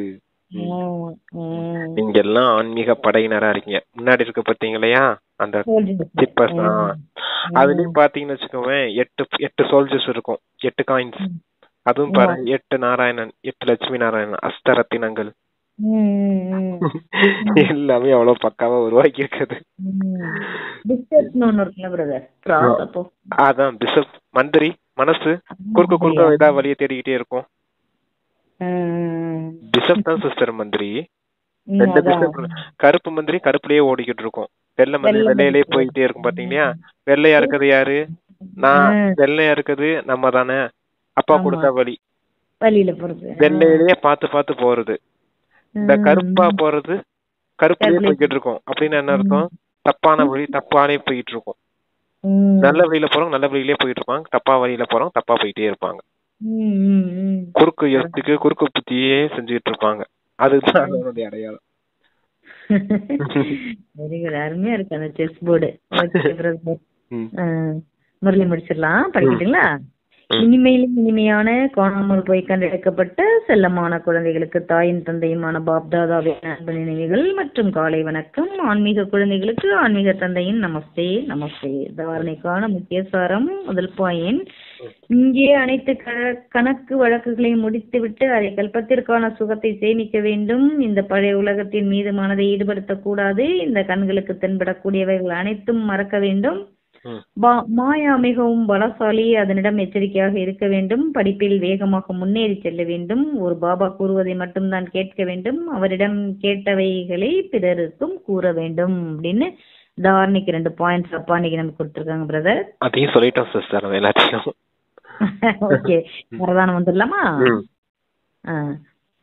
எல்லையில்லா பார்வை, உள் உணர்வு மற்றும் மனோநிலை மூலமாக அனைவருக்கும் அன்பானவராக டபுள் லைட் பரிஸ்தா ஆகுக. பரிஸ்தா அனைவருக்கும் மிகவும் பிரியமானவர். ஏனென்றால் பரிஸ்தா என்பவர் இருவருக்கும் மட்டுமல்லாது அனைவருக்கும் சொந்தமானவர். எல்லையில்லா பார்வை, உள்ளுணர்வை, மனோநிலை உள்ளவர். அனைத்து ஆத்மாக்களுக்கும் பரமாத்மாவின் செய்தி தரும் வாகனம் ஆவார். பரிஸ்தா என்றாலே டபுள் லைட், இரட்டை ஒளி. அனைவரது உறவையும் ஒரு தந்தையுடன் இணைப்பவர். தேகம் மற்றும் தேக உறவுகளில் இருந்து விலகி இருப்பவர். தன்னையும் பிறரையும் தனது நடத்தை மற்றும் முகத்தின் மூலமாக சமமாக தந்தைக்கு சமமாக மாற்றுபவர். அனைவருக்கும் நன்மை செய்பவர். கல்யாணக்காரி. அவ்வாறான பரிஸ்தாவே அனைவருக்கும் பிரியமானவர். ஆமா, பரிஸ்தாக்கள்னாலே ஓரிருவருக்கானவர் கிடையாது, எல்லாருக்குமானவர்கள், எல்லார்கிட்டயும் அன்பு காட்டக்கூடியவர்கள் அப்படிங்கறத சொல்றாரு. எல்லாருக்குமே சொந்தமானவர்கள் பரிஸ்தா. அப்ப அந்த பரிஸ்தாக்கள் எப்படி இருக்கணும்னு சொல்றாரு. எல்லையற்ற பார்வை, உள்ளுணர்வு, மனோநிலை இருக்கணும். எல்லையற்ற பார்வைங்கிறது என்னது? எல்லையற்ற பார்வை இல்ல, இந்த உலகத்தை விட்டுட்டு அப்படியே மேல நம்ம அப்பா சொல்லி கொடுத்த ஞானத்தை பத்தி நினைக்கிறதுனே. பார்வைங்கிறது பார்வைதான், ஆத்மாவா பார்க்கக்கூடிய பார்வை. உள்ளுணர்வு அப்படிங்கிறது சகோதரன்ற உள்ளுணர்வு. மனோநிலைங்கிறது சகோதரர்களான நாம டிராமா அனுசாரமா இங்க பார்ட் பண்ணிக்கிட்டு இருக்கோம். டிராமா மனோநிலை, ஆடாத அசையாத மனநிலை வேணும்னா டிராமாவுடைய பாயிண்ட் வேணும். அதான் சொல்றாரு, பார்வை, உள்ளுணர்வு, மனோநிலை இதெல்லாம் பக்காவா இருக்கக்கூடியவங்க அப்படிங்கறத சொல்றாரு. அப்புறம் தனக்கு அதாவது டபுள் லைட்டா இருக்கக்கூடியவங்க அப்படின்றாரு. பரிஸ்தாக்கள் யாரு? டபுள் லைட்டா இருக்கக்கூடியவங்க. டபுள் லைட்டா இரட்டை ஒளி, தன்னுடைய அனைத்து உறவுகளையும் பாபாவோடு இணைக்கக்கூடியவர்கள். பாபா கிட்டயே எல்லா உறவுகளையும் வைக்கக்கூடியவங்க. தேக உறவுகள்ல இருந்து விலகி இருக்கக்கூடியவங்க அப்படிங்கிறவங்க தான் பரிஸ்தா. அப்புறம் தனக்கு சமமா ஆக்கக்கூடியவங்க. நான் பரிஸ்தாவா இருக்கேன், என்ன போல இவங்களும் இருந்த பரிஸ்தாவா ஆகணும் அப்படிங்கிறது. பாபாவுக்கு சமமாக்கக்கூடியவங்க, தனக்கு சமமாக்கி பாபாவுக்கு சமமாக்கக்கூடியவங்க அப்படிங்கறத சொல்றாரு. அப்போங்கதான் பரிஸ்தா. அப்புறம் எல்லாருக்குமே நன்மை செய்யக்கூடியவங்க, உலகத்துல இருக்க எல்லாருக்குமே நன்மை செய்யக்கூடியவங்க, கல்யாணக்காரி அப்படின்னு சொல்றாரு. இப்படிப்பட்டவங்க தான் தன்னுடைய முகம் மற்றும் நடத்தையின் மூலமா, அதுதான் தன்னுடைய முகம் மற்றும் நடத்தையின் மூலமா தனக்கும் இல்ல தன்னையும் பரிஸ்தாவம் மாத்தி அவங்களையும் பரிஸ்தாவம் மாத்தி மட்டுமல்லாமல் அனைவருக்கும் சொந்தமான, ஆமா அந்த பரிஸ்தா அப்படிங்கிறவங்க பாபாவுக்கு சமமாக்கக்கூடிய தன்னுடைய முகம் மற்றும் நடத்தையின் மூலமா அப்படிங்கறத சொல்றாரு. இப்படிப்பட்ட பரிஸ்தாக்கள் தான் அனைவருக்கும் பிரியமானவர்கள் அப்படிங்கறத சொல்றாரு. இங்க என்னென்ன இருக்கு? எல்லையற்ற பார்வை, உள்ளுணர்வு, மனோநிலை, அதையும் கவனிக்கணும். அப்புறம் ஒரு 4 பாயிண்ட் சொல்லியிருக்காரு. என்னென்னது? டபுள் லைட்டு, தனக்கு சமமாக்கி பாபாவுக்கு சமமாக்க கூடியவங்க, கல்யாணக்காரி, விலகி இருப்பவர், தன்னையும் பிறரையும் நடத்தை மற்றும் முகத்தின் மூலம் பாப்சமானாக்குபவர், மாற்றுபவர், அனைவருக்கும் நன்மை செய்பவர், கல்யாணக்காரி, அவ்வாறான பரிஸ்தாவை அனைவருக்கும் பிரியமானவர். ஆமா, இத்தனை பாயிண்ட் இருக்குது பரிஸ்தாக்கள்னா யாருன்னா அப்படின்னு. இப்படி எல்லாம் உங்களுக்குள்ள விஷயங்கள் இருக்குதா, இதெல்லாம் நீங்க பண்றீங்களா அப்படின்னு செக் பண்ணிக்கோங்க. அவங்கதான் அன்பான பரிஸ்தாக்களா ஆக முடியும் அப்படிங்கிறார். Okay sister. சகாரத்துல சைத்தன்ய பரிசாவா நம்ம நடமாடணும். ஆமா, அது எல்லாமே தந்தை கொடுத்த ஞானத்தின் பாயிண்ட்ஸால ஞான ஸ்வரூபம் ஆத்மாவாகுங்கன்னு சொல்லுவாரு. ஞானத்தின் அடிப்படையில என்னுடைய பார்வை, உள்ளுணர்வு, நடத்தை, முகம் நடத்தை, என்னுடைய ஸ்திதி, என்னுடைய மனநிலை எப்படி இருக்குது, இதெல்லாம் பாபா சொன்னது மாதிரியே இருக்குதா? எல்லாருக்கிட்டையும் நான் அன்பா நடந்துக்கிறேனா? தேகம் மற்றும் தேக உறவுகள்ல இருந்து விலகி இருக்கிறானா? எல்லாரையும் ஆத்மாவா பாக்குறேனா? எல்லா சம்பந்தங்களையும் பாபாவோட இணைச்சு வச்சிருக்கனா? அப்படிங்கறதுதான் பரிசுத்தா. உண்மையிலே பரிசுத்தாங்கிறது. நம்ம என்ன செஞ்சுக்கிட்டு இருக்கோம்? கமெண்ட்ரி கேட்டுட்டு ஏதோ வெள்ளையா ஒரு சூட்சும சரீரத்துல இறக்கை விரிச்சு பறந்துட்டு தெரியணும் அப்படிங்கிறது இருக்கு பாத்தீங்களா? அது உண்மையான பரிசுத்தா கிடையாது. அது சூட்சுமத்துல நம்ம ஏதோ கற்பனை பண்ணிட்டு இருக்கோம்னு அர்த்தம். ஆமா, அது மாடலுக்கு கொடுத்திருக்காங்க. அப்படிப்பட்ட இருக்குது, சூட்சும சரீரம் இருக்குதுதான், இல்லைன்னு சொல்லல. ஆனா அப்படிப்பட்டவங்களும் ஆகணும்னா இந்த இந்த விஷயத்த சொல்லியிருக்காரு பாத்தீங்களா அப்பா, அதெல்லாம் நமக்குள்ள இருந்துச்சுன்னா அப்படி ஆயிடுவோம் அப்படிங்கறத சொல்றாரு. அதாவது இந்த பழைய உலகத்துல இருந்து விடுபட்டு சூட்சும நிலையை நம்ம அடைவோம் அப்படிங்கறதுக்காக சொல்றாரு அப்பா. இந்த பயிற்சியை நம்ம சாக்காரத்துல இருக்கும் போதே பண்ணிட்டு இருந்தோம்னா அப்ப நாம கூட பரிசுத்தாதான் அப்படிங்கறத சொல்ல வர்றாரு. பிராமணன் இருக்கேன் நானு, எனக்குள்ள சூட்சுமத்துல நடக்கக்கூடிய விஷயங்கள் தான் பரிசுத்தா சொல்றாங்க. சரிங்க சிஸ்டர். ஸ்லோகன் கொடுக்கறாங்க. எப்போது உங்களுடைய முகத்தின் மூலம் தந்தையின் செயல் தென்படுகிறதோ அப்போது முடிவு நிகழும். ஆமா, எப்ப ரிசல்ட் வரும்? உங்களுடைய முகத்தின் மூலமா தந்தையுடைய செயல்கள். தந்தை என்ன செய்யறாரு? ஞானம் சொல்றாரு, குணங்களை கொடுக்கறாரு, சக்திகளை கொடுக்கறாரு, அவருடைய பொக்கிஷங்கள் எல்லாத்தையும் நமக்காக கொடுக்கறாரு இல்லையா? அதே போல உங்களுடைய முகத்தின் மூலமா தந்தையினுடைய செயல்கள் எல்லாம் வெளிப்படும் போது முடிவு நிகழும். அதாவது முழு உலகத்தினுடைய விநாசம் நடக்கும் அப்படின்றது சொல்றாரு. ஏன் இன்னும் நடக்கல விநாசம்? நம்ம ரெடி ஆகணும்ல. நம்ம ரெடி ஆகல. இப்ப நம்ம முகத்துல என்ன தெரியுது? அந்த 10 தலை ராவணன் இருக்கான் பாத்தீங்களா? அந்த 10 தலை ராவணனுடைய முகம் இருக்குது பாத்தீங்களா? 5 விகாரம் ஆணிடமும் 5 விகாரம் பெண்ணிடமும். அது ஒவ்வொரு முகமா வந்துட்டு போய்கிட்டு இருக்குது. அதனாலதான் இந்த முடிவு நிகழாம இருக்குது. தந்தையினுடைய முகம் தெரியல, ராவணனுடைய முகம் தெரிஞ்சுக்கிட்டு இருக்குது. ஆமா, இப்ப தந்தையினுடைய முகம் தெரியணும். தெரிஞ்சிருச்சுன்னா முடிவு நிகழும் அப்படிங்கிறது சொல்லியிருக்காரு. சரி சிஸ்டர், ஓகே. இன்னைக்கு சூப்பர் முரளியில. ஆமா, எவ்வளவு நான் செஸ் போர்டு எடுத்துக்கிறேன். வாங்கிட்டு வர்றேன். செஸ் சாம்பியன் நல்லா விளையாடுவேன். ஆனா அதோட மீனிங்கே இப்பதான் புரியுது இந்த ஞானத்துக்கு வந்த பிறகு. Chess board. ஓகே பிரதர், அருமையான முரளி கொடுத்த பாபாவுக்கு மிக மிக மிக மிக நன்றி. உள்ளங்கள் அனைவரும் அநாதி ஆதி செல்வங்களை விரைவாக எடுத்துக்கொள்ளட்டும். நன்றி பாபா, நன்றி பிரதர். Thank you brother. ஓம் சாந்தி. ஓம் சாந்தி. Thank you sister. தேங்க்யூ பாபா. ஓம் சாந்தி. ஓம் சாந்தி.